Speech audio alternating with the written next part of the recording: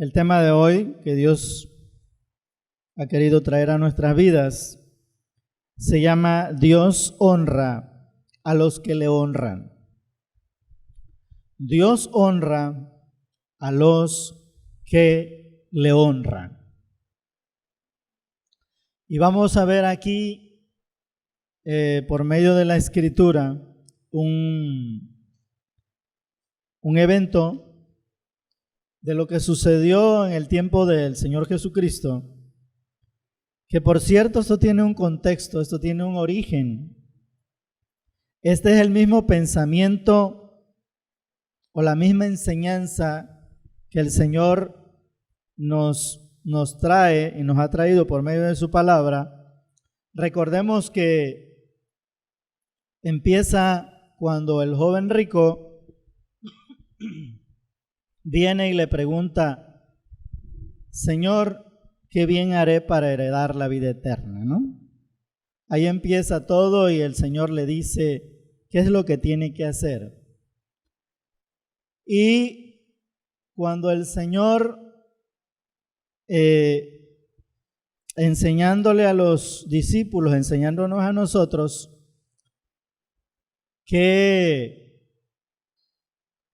cuán problemático es poner nuestra confianza en la riqueza, dice: cuán difícil es que un rico que confía en sus riquezas, obvio, pueda entrar en el reino de los cielos. A lo que Pedro y los discípulos le dicen: bueno, entonces ¿cómo podremos ser salvos? Y se desarrolla una enseñanza aquí que el Señor nos quiere traer para que entendamos qué es lo más importante que nosotros debemos estar haciendo durante el tiempo de vida que nos ha dado en esta tierra.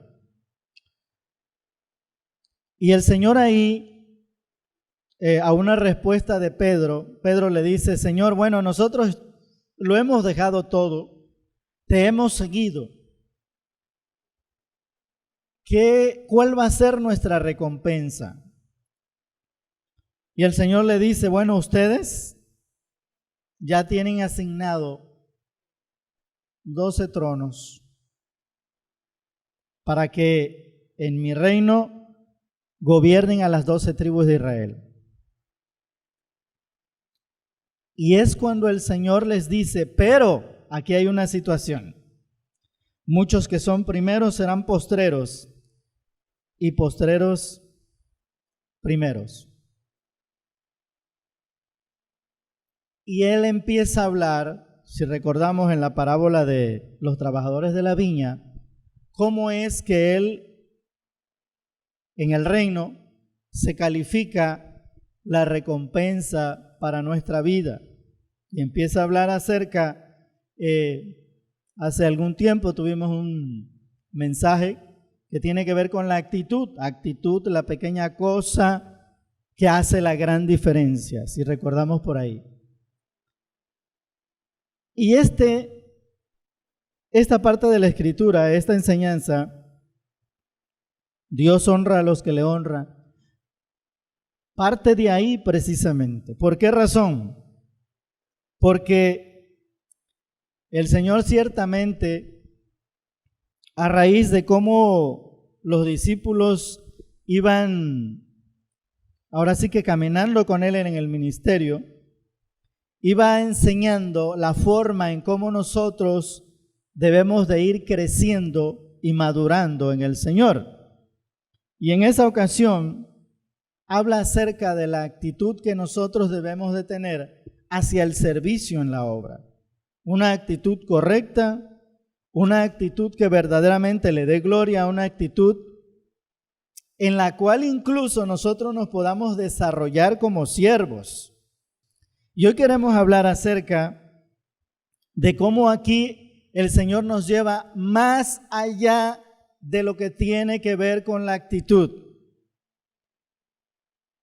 Nos lleva a que nosotros podamos ver desde la perspectiva de Él cómo es que nosotros debemos honrar a Dios? ¿Cómo es que nosotros debemos verdaderamente mostrar qué es lo más importante para nuestra vida en el reino de Dios mientras estamos en esta tierra? Y encontramos aquí algunas cosas que nos van a enseñar.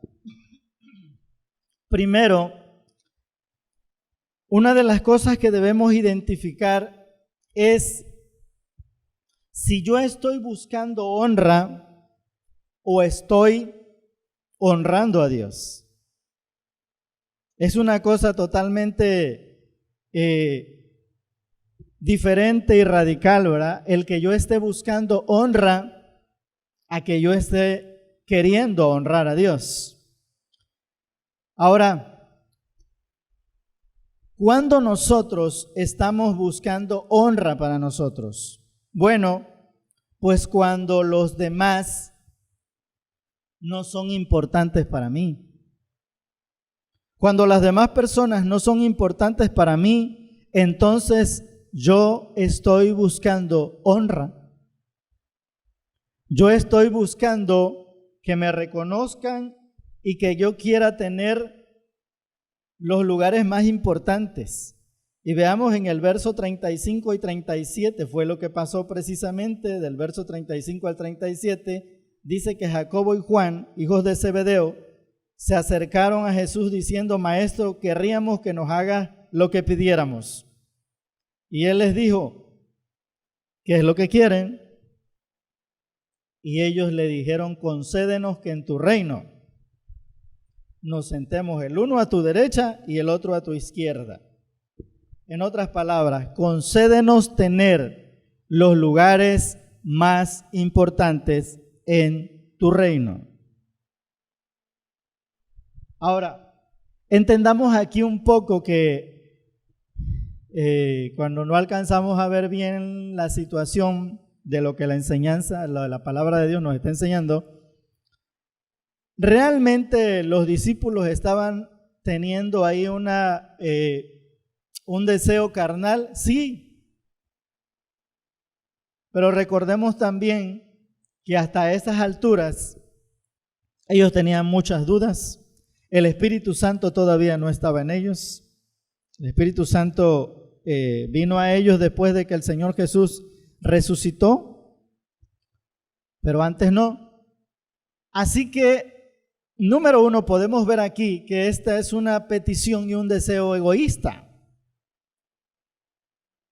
¿Por qué razón? Porque todavía hasta estas alturas ellos no entendían muchas cosas. Por lo tanto, querer tener un lugar de privilegio o estar por encima de los demás es querer la honra para mí, es querer que yo sea más importante que los demás. ¿Y eso cómo se ve? Bueno, en el cuerpo de Cristo, cuando los demás no nos interesan, cuando no los tomamos en cuenta, cuando no los amamos, cuando no oramos por ellos, cuando no los visitamos, cuando no estamos pendientes de las necesidades, bueno, pues entonces yo me estoy ensimismando. Yo me estoy encerrando en mí mismo y estoy siendo o comportándome contrario a lo que la palabra de Dios nos dice, ¿no? Dice que el segundo mandamiento es: amarás a tu prójimo como a ti mismo. Porque hay una comparación de amar al prójimo como a nosotros mismos. Nosotros no tenemos ningún problema con amarnos a nosotros mismos. El problema es ese precisamente, que nos amamos demasiado a nosotros mismos. Y cuando habla de amar a los demás como a nosotros mismos, no está hablando de que nosotros nos sintamos menos, sino que verdaderamente a los demás los amemos. No que nos sintamos menos, sino que dejemos de pensar menos en nosotros mismos. Y bien, aquí encontramos pues que la Escritura nos enseña que ese deseo es un deseo egoísta. Pero aquí Juan y Jacobo, o Jacobo y Juan, tuvieron ese deseo y vinieron al Señor y le dijeron, le hicieron esa petición. Pero encontramos también que hay otra cosa que manifiesta en mi vida, que se refleja en nuestra vida cuando yo quiero buscar honra en lugar de darle honra a Dios. Y sería que cuando no procuro la unidad en la iglesia, en el cuerpo de Cristo, yo estoy buscando honra para mí. ¿Sabían una cosa? Cuando Satanás allá en el cielo dice que se rebeló, lo primero que empezó a hacer fue a dividir. ¿Se acuerdan? ¿Se acuerdan? ¿Sí? ¿O no se acuerdan? Sí, la Biblia dice que empezó a decirle a los demás ángeles, a ir con ellos y, como decimos nosotros, a sonsacarlos, ¿no? A engañarlos y a decirles, ¿sabes qué? No nos tenemos que sujetar a Dios. Nosotros podemos tener nuestro propio gremio. Nosotros podemos tener nuestra propia congre, ¿no? No necesitamos estar aquí en Emmanuel. No necesitas ir al grupo pequeño. Puedes orar cuando quieras, no a la hora que te están indicando. Puedes ir cuando quieras. Total, la Biblia dice que a libertad nos llamó el Señor. Y entonces cuando nosotros no procuramos la unidad de la iglesia, si yo no procuro la unidad, entonces ¿qué hago? Pues lo contrario. El Señor dijo de esta manera, el que conmigo no recoge, desparrama, ¿va? O sea, nosotros no podemos ser neutrales, hermanos. En algún lado tenemos que estar. De hecho, ¿sabías una cosa? Miren, el corazón es como un vaso, ¿sí? Como un vaso. Y si tú preguntas, mira, este vaso no tiene nada de agua, pero ¿estará vacío? ¿No? No está vacío. En ese espacio tiene oxígeno. Ahora, si le pones agua, bueno, pues ahora ya está lleno de agua, ¿verdad? El corazón es así. Necesariamente el corazón necesita estar lleno. Ahora, la diferencia o lo que tenemos que identificar es de qué está lleno. Está lleno de la palabra, está lleno de los pensamientos de Dios, está lleno de los deseos de Dios, está lleno del amor de Dios, de la misericordia de Dios, del perdón de Dios, o está lleno de los deseos del mundo. Pero el corazón no puede estar vacío. De hecho, precisamente cuando hay un corazón vacío, ¿qué crees que empieza a hacer? Lo empieza a querer llenar con lo que sea. Así estuvimos nosotros antes de venir a Cristo. Hacíamos de todo. ¿Y sabes por qué? Porque queríamos llenar el corazón. Sentíamos que necesitábamos algo y no sabíamos qué. Porque el corazón necesita estar lleno. Por eso es que el Señor dice que no nos embriaguemos con vino en el cual hay disolución, sino antes ser llenos del Espíritu Santo. ¿Estamos? Bien.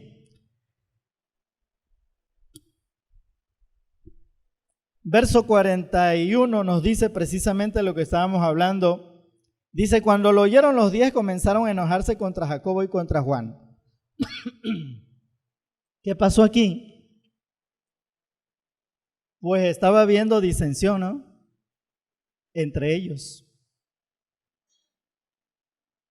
Y el punto aquí es que cuando yo no procuro la unidad del Espíritu,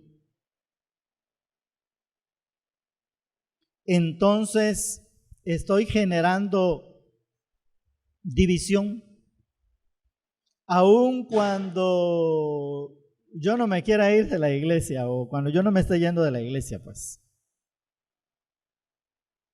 Por eso es que la palabra de Dios nos dice que estemos solícitos en guardar la unidad del Espíritu en el vínculo de la paz. Y la palabra solícitos es que nos esforcemos y procuremos guardar la unidad del Espíritu.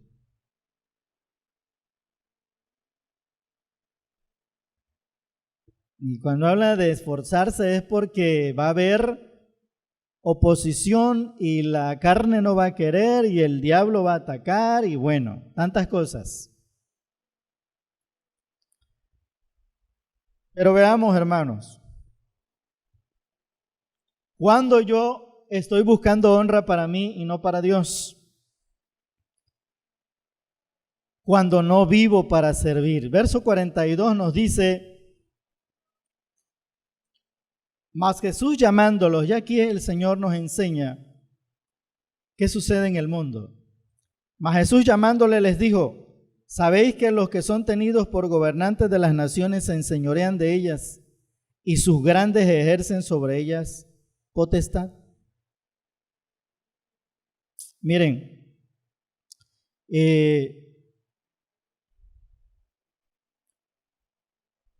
uno de los grandes problemas en las naciones y en las organizaciones,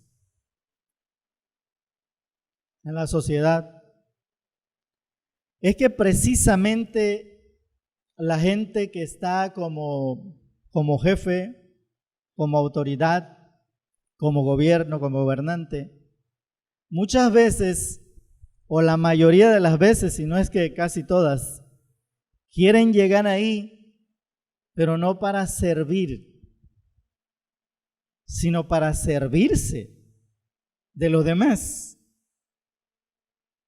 Y aquí el Señor dice, ¿saben qué? Eso que ustedes están pensando es lo que sucede en el mundo. Los grandes se enseñorean y ejercen potestad sobre las personas y ellos son los que mandan.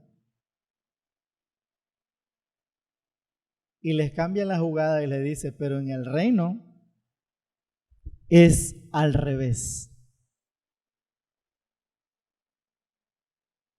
¿Sí? En el reino no es así, en mi reino no es así.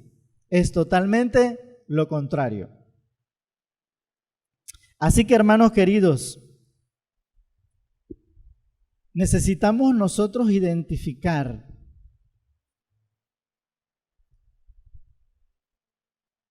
qué es lo que estoy haciendo como hijo de Dios en el reino. Porque lo que estamos diciendo aquí es que cuando yo no vivo para servir, ¿qué estoy diciendo? Pues que yo quiero que me sirvan.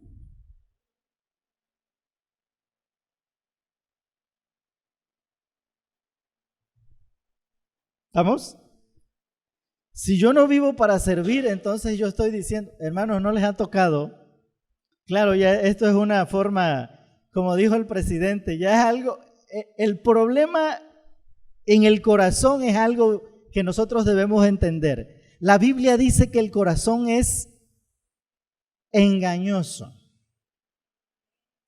perverso, más que la serpiente, la víbora de cascabel, más que todas las cosas, dice la Biblia. ¿Estamos?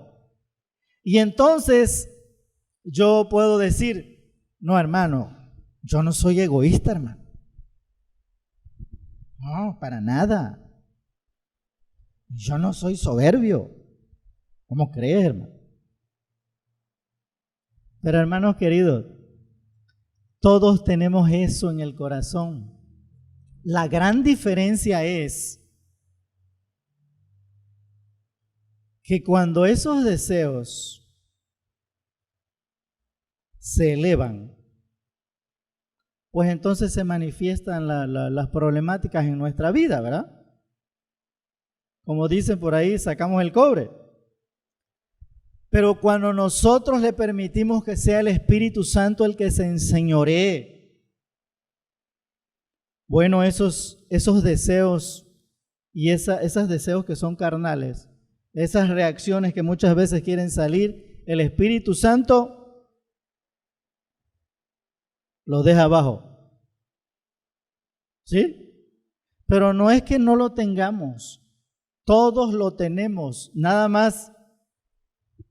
Yo creo que a todos nos ha pasado, pero por ejemplo, dejas de orar una semana y vas a ver lo que pasa. Una semana nada más. Ya te imaginarás un mes, ¿no? Deja de orar y vas a ver lo que pasa. Vas a ver los pensamientos o lo que vas a estar queriendo voltear a ver. ¿Sí? Entonces, pero entendamos pues que el problema está en que el corazón, o sea, esta carne es una carne de pecado, aquí mora el pecado. No es que lo tenemos que buscar a algún lado, aquí en la carne mora el pecado. Por eso es que esta carne no va a heredar el reino de los cielos. Nosotros tenemos que ser transformados a la imagen de Jesucristo para llegar a la presencia de Dios. De lo contrario no podemos llegar. Bien, ¿cuándo yo estoy buscando honra para mí? Bueno, cuando no me sujeto a la autoridad puesta por Dios, a las autoridades, sea en la casa, sea en la escuela, sea en el gobierno, sea en la iglesia, en el trabajo. Si yo no soy obediente, si yo no me sujeto, lo que estoy diciendo es, yo quiero ser el que manda, el jefe. ¿Y eso qué está diciendo? Bueno, pues que yo quiero la honra. Yo quiero el lugar importante, yo quiero llamar la atención. ¿Estamos? Proverbios capítulo 15, versos 33. En una versión Palabra de Dios para Todos, se las leo. Respetar al Señor es una enseñanza sabia y se requiere humildad para recibir honores. En la Reina Valera nos dice, el temor de Jehová es enseñanza de sabiduría y a la honra precede la humildad. ¿Queremos recibir honra? Aprendamos a ser humildes. El Señor dice precisamente, aprendan de mí que soy manso y humilde de corazón y hallaréis descanso para vuestras almas. ¿Cuál es la forma correcta de honrar a Dios? Número 1, viviendo en el propósito de Dios. El verso 38, vean aquí algo bien interesante. En Marcos 10:38, dice el Señor, cuando vienen los discípulos y le dicen, querríamos que nos hagas esto que te pedimos. Y el Señor les dice, no saben lo que piden. ¿Será que el Señor se lo estaba diciendo les estaba afirmando una verdad? No saben lo que piden. O sea, esto tiene una connotación muy trascendente. Y les dice de esta manera, ¿pueden ser bautizados con el bautismo con que yo soy bautizado?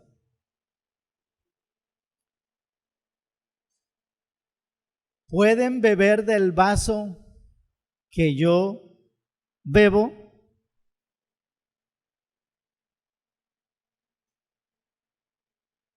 ¿Qué les estaba diciendo el Señor ahí? Vean una cosa importante. Por eso dijimos que cuando el Señor nos explica el tema de cuáles son los primeros y cuáles los últimos en la parábola de los trabajadores de la viña, habla de una actitud. Pero aquí está hablando de algo mucho más grande. Dice aquí el Señor, ¿pueden beber del vaso o de la copa que yo bebo? ¿Cuál era la copa que el Señor estaba bebiendo?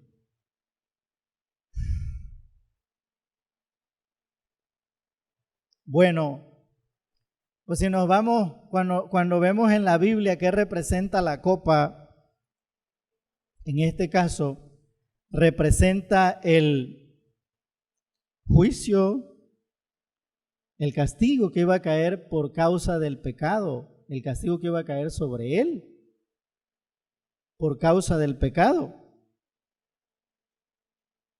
Si lo podemos ver en la Biblia, ahora que estamos leyendo Apocalipsis, que habla de sellos, habla de trompetas y habla de copas, no las copas de la ira, las copas.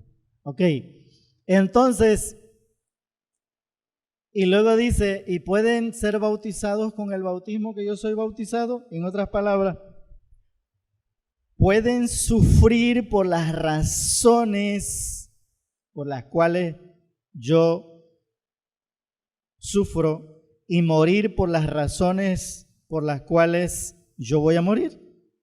Miren esto, bien importante. Está hablando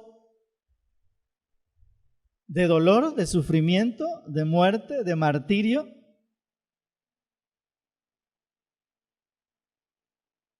Y ellos le dicen, miren, sin saberlo, ellos le dicen, sí podemos.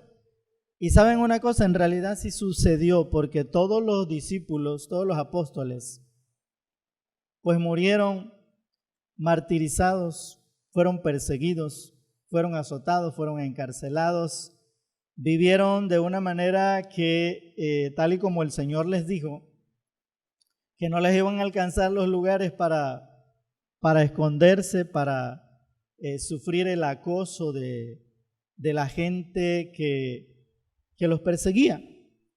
Y en este caso, hermanos queridos, podemos ver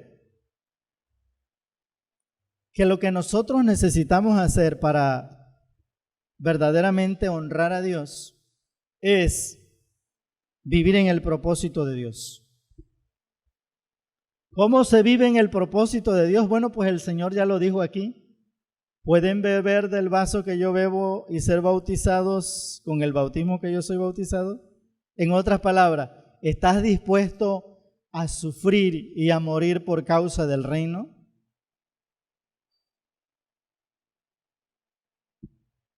Y cuando hablamos de esto, vean una cosa importante. ¿Te has preguntado, ¿estoy dispuesto a sufrir y a morir por causa del reino? En algunos casos sí. Y decimos sí, claro, como sucedió con Pedro, ¿no? Señor, yo no te voy a dejar. Mi vida voy a dar por ti. Pero veamos algo bien interesante, hermano. Esas preguntas nos las está haciendo el Señor hoy. ¿Estás dispuesto a sufrir y a morir por causa del reino?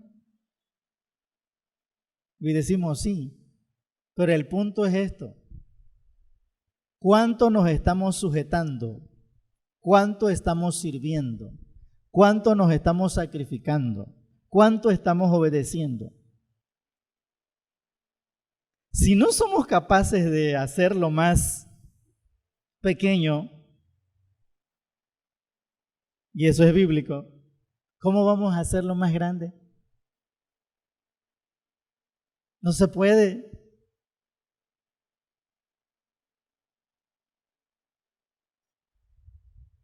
Tenemos que aprender a obedecer, a ser sumisos, a ser obedientes, a servir, a caminar de acuerdo al propósito de Dios, de acuerdo a lo que Dios nos está enseñando, de acuerdo a la visión que en la iglesia se está mostrando. Y decimos, hermano, vamos a todos a participar en los grupos pequeños. Dicen, no, eso no.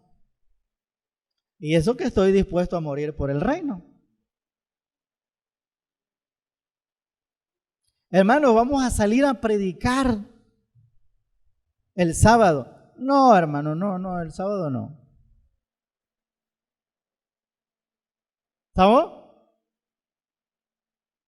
Y entonces, ¿qué pasaría si viene una persecución? Y nos dicen, a ver, o niegas a Jesús o renuncia a tu fe, o aquí te damos cuello. Te descuartizamos aquí.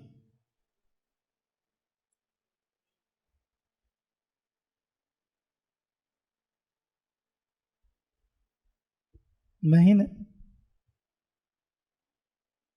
En otras palabras, ese lugar no fue por dedazo.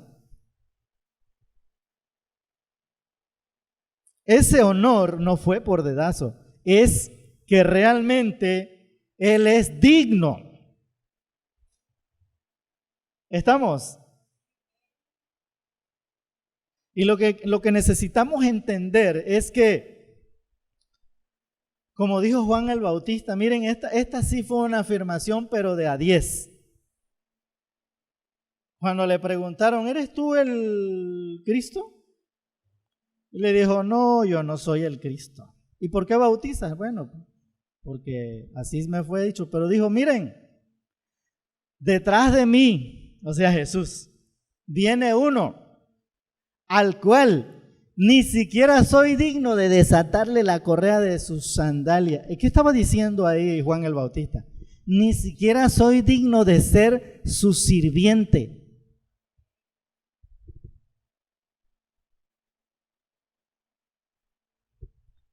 Esa sí fue una afirmación de a 10 porque estaba diciendo, como dijo, es más importante que yo mengue y que él crezca.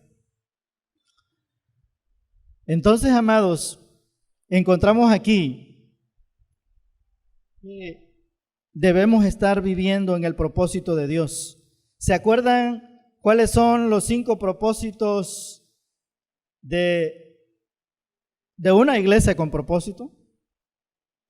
¿Alguien se acuerda? Aunque sea de una.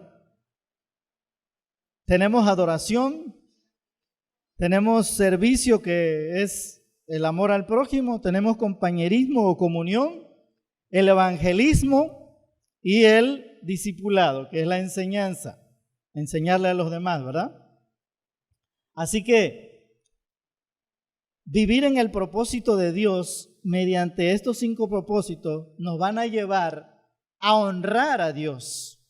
Porque déjame decirte, hermano querido, estos 5 propósitos no se trata de mí, se trata de Dios, se trata de los demás. ¿Nos damos cuenta cómo es que nosotros muchas veces podemos perder un poco el enfoque porque pensamos que lo que estamos haciendo no es muy importante? Punto número 2, ¿cómo honrar a Dios de la manera correcta? Escucha bien esto, sirviendo por el motivo correcto. Marcos 10:43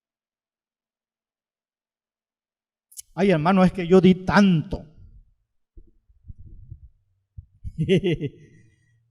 Ya cuando digo eso, no se lo di al Señor. Se lo di para alimentar mi ego. Yo hice tanto. Yo he servido, hermano, todos estos años. Número 3, la forma en que Dios recibe honra es viviendo por el motivo correcto. Ahí en la entrada aquí en el recibidor hay un texto de la Biblia que es Hechos 20:24. En la Reina Valera, si la buscamos, dice de esta manera: pero de ninguna cosa hago caso ni estimo preciosa mi vida para mí mismo, con tal de que acabe mi carrera con gozo y el ministerio que recibí del Señor Jesús, para dar testimonio del Evangelio de la gracia de Dios. ¿Qué está diciendo Pablo aquí? Pablo está diciendo: mi vida no vale nada. Digo, si parafraseamos, Pablo está diciendo: mi vida no vale nada a menos de que la use para servir. Eso es lo que Pablo está diciendo. Y entonces el Señor Jesús dijo ahí en Marcos 10:45 que es exactamente lo mismo. Y dice: como el Hijo del Hombre no vino para ser servido, sino para servir y dar su vida en rescate de muchos. Está diciendo que lo que le da valor a la vida de los hijos de Dios es tener una vida de servicio a los demás. Y les quiero dejar con este último, a ver si en cabina nos ayudan, con este versículo que está, y con este terminamos, en San Juan capítulo 12, verso 26. Y si no se acuerda de alguna otra cosa del mensaje que el Señor trajo hoy, les pido de favor que cuando menos este verso lo grabemos en el corazón. San Juan capítulo 12, verso 26 dice de esta manera: si alguno me sirve, sígame, y donde yo estuviere, allí también estará mi servidor. Si alguno me sirviere, mi Padre le honrará. En otras palabras, desde el momento en que nosotros, Dios nos ha sacado de las tinieblas y nos ha traído a su luz admirable, hermanos, ya no nos pertenecemos a nosotros mismos. Hello. ¿Sí entendemos el punto? En la vida, o mando yo, o manda el Señor. En el corazón, o dirijo yo, o dirige el Señor. Pero ambos no podemos, porque se arma el conflicto. Si yo no cedo el lugar al Señor, mi vida se va a convertir en un caos. En un caos terrible, si no le cedo el control al Señor. Pero este versículo es tan importante que el Señor nos está hablando del que nosotros seamos siervos del Señor al servicio de los demás. Porque entendamos, dice el Señor, todo lo que hagas con uno de los más pequeñitos de mis hermanos, dice, lo estás haciendo conmigo. ¿Estamos? Vamos a orar. Padre Santo, te damos muchas gracias por tu palabra, te damos muchas gracias, Señor, por tu presencia, te damos muchas gracias porque reconocemos, Padre Santo, que tú nos amas y que, como dice tu palabra, estamos de pie y estamos aquí hasta el día de hoy porque tu mano de misericordia nos ha sostenido y nos ha llevado, Padre Santo, por lugares en los cuales, Señor, nos has librado del mal, nos has librado, Señor, de las cosas terribles que hayan podido venir a nuestra vida. Pero hoy te pedimos, Padre, que en tu misericordia tú nos ayudes y que te reveles a nuestro corazón de una manera poderosa, que nuestra vida sea una vida que pueda dejar huella, que pueda impactar a través de nuestro testimonio, a través de lo que hagamos a favor de las personas, Padre Santo. Ayúdanos a entender tu propósito, a vivir en él. Padre, yo te ruego que en el dado caso, Padre, yo sé que muchos así podemos estar, que no conocemos el propósito total, el propósito por el cual tú nos has traído a esta tierra y nos has puesto en esta iglesia de una manera específica. Te ruego que te reveles al corazón de cada uno de nosotros y nos hagas entender la verdad y el propósito por el cual nos has puesto en este lugar, para que no nos quedemos cortos en la manera, en la forma de hacer las cosas, sino que nos lleves hasta donde tú quieras, Señor, a hacer la obra y las cosas que tú quieres hacer. Bendecimos tu nombre y te damos gracias por cada uno de tus hijos, por cada uno de tus siervos. Engrandece tu nombre en nuestras vidas y glorifícate, Padre, en el nombre de Jesús. Amén.